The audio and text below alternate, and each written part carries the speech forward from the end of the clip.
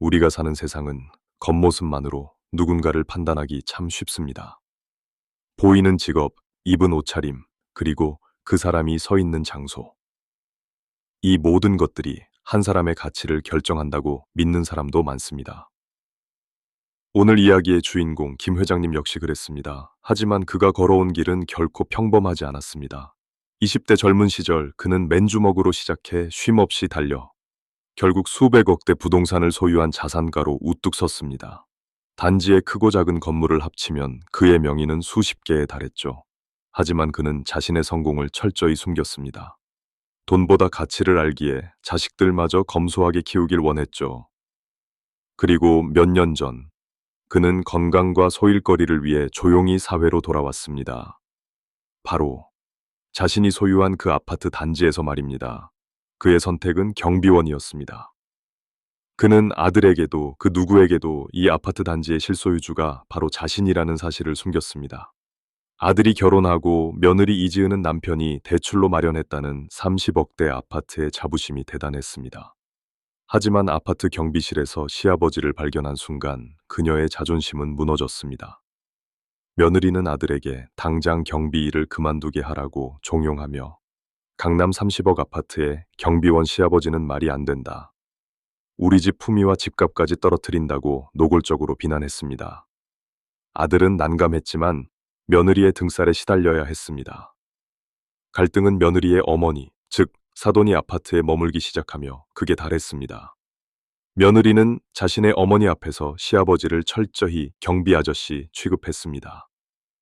경비실에 찾아와 김경비, 우리 집에 택배 올 거 있으니 잘 보관하라며 하대했고, 심지어 아들이 보는 앞에서 우리 부모님 오셨는데 엘리베이터 같이 타지 말라는 모욕적인 언사까지 서슴지 않았습니다.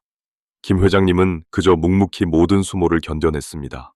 그러던 중 아파트 단지에서는 재건축 추진 이슈로 주민총회가 열렸습니다.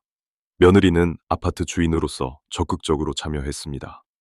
그런데 재건축 반대 의견을 내는 일부 주민 대표의 모습이 시아버지와 닮았다고 생각한 며느리는 망상을 하기 시작했습니다. 그녀는 아버지를 찾아와 아버지, 혹시 경비원들 선동해서 재건축 방해하려는 거 아니냐며 막말을 퍼부었습니다. 김 회장은 아무 말 없이 지은아, 함부로 판단하지 마라고 타이르지만 며느리는 이미 아버지를 적구로 간주하며 상황은 극단으로 치닫고 있었습니다. 재건축 과정에서 큰 문제가 발생했습니다.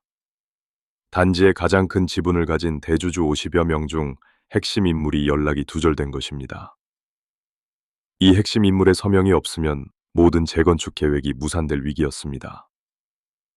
다급해진 관리소장은 비상 연락망을 통해 이 핵심 인물에게 연락했고 곧바로 아파트 회장실에서 소유주 전체 회의를 소집했습니다. 며느리는 사태 해결을 위해 자신도 아파트 주인 자격으로 회의에 따라가겠다고 자처했습니다. 며느리가 도착한 회의실에는 단지 네 주요 인물들이 모두 모여 있었습니다. 그리고 방금 전까지 경비복을 입고 순찰하던 시아버지가 깔끔한 양복 차림으로 회의실 가장 상석에 앉아 있었습니다. 며느리는 자신의 눈을 의심했습니다. 바로 그때 관리소장이 90도로 허리를 숙이며 고개를 들지 못했습니다. 회장님, 어려운 발걸음 해주셔서 감사합니다. 이번 재건축의 최종 결정권은 단지의 최대 지분 50채를 소유하신 김 회장님께 있습니다. 며느리는 그 자리에서 얼어붙었습니다. 며느리는 당황하여 아버님, 이게 어떻게 된 일이세요? 라고 묻습니다. 김 회장은 차분하지만 단호하게 대답했습니다. 지은아, 네가 사는 그 30억짜리 집, 사실은 내가 너희 신혼 선물로 준 집이다. 네가 나를 경비원이라고 무시할 때도 집값 떨어뜨린다고 비난할 때도 나는 너희가 사는 그 아파트 전체의 가장 큰 주인 중 하나였단다. 며느리는 자신이 밟고 있는 땅의 주인이 자신이 그토록 멸시했던 시아버지임을 깨닫고 그 자리에서 사색이 되었습니다. 그녀의 허영심이 산산조각 나는 순간이었습니다. 김 회장은 며느리에게 겉모습으로 사람을 판단하는 태도에 대한 따끔한 일침을 놓았습니다. 그는 결국 재건축 안건을 통과시켰지만 며느리에게는 진정한 겸손을 배울 때까지 이 집에서 나가라고 통보했습니다. 이후 며느리는 아들의 설득과 자신의 후회 속에 비로소 시아버지의 진정한 뜻을 깨닫게 되었습니다. 이제 김 회장님은 여전히 경비복을 입고 있지만 모두가 그를 존경의 눈빛으로 바라봅니다. 사람의 가치는 옷차림이나 재산의 크기가 아니라 그가 가진 인격의 크기로 결정된다는 것을 모두가 깨닫게 된 사건이었습니다. 이야기를 끝까지 들어주셔서 감사합니다.